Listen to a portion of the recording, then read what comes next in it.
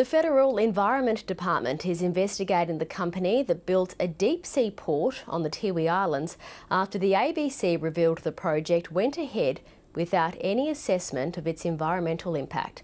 Lawyers say it's beggars belief a port could be built in an area of international significance to threaten species without environmental oversight. This is Port Melville on the Tiwi Islands during its construction.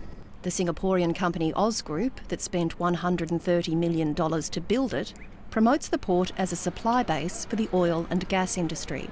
But the port sits between two islands that are home to 38 threatened species, including the olive ridley turtle and 3 types of Australian dolphin, which is why its construction has environmental lawyers up in arms. This was one of the maps I wanted to show you. This is a Northern Territory Government publication. Look, the first thing to say is this proposal should never have been started.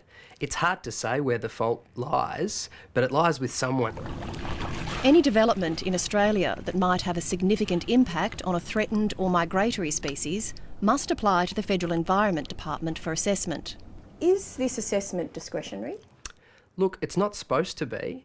It's supposed to be applied to any proposal in the Northern Territory, including one proposed by government, say, that is likely to have a significant impact on the environment. And that's not something that the proponent gets to decide. Oz Group says it's working in collaboration with the Northern Territory Government and Tiwi Land Council to address any environmental concerns around the port.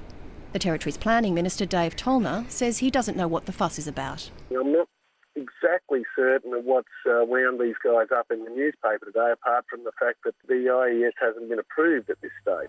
Mr Tollner says the Federal Environment Department does have information on the port. I mean, I've spoken to them myself some weeks ago about trying to get that process sped up somewhat.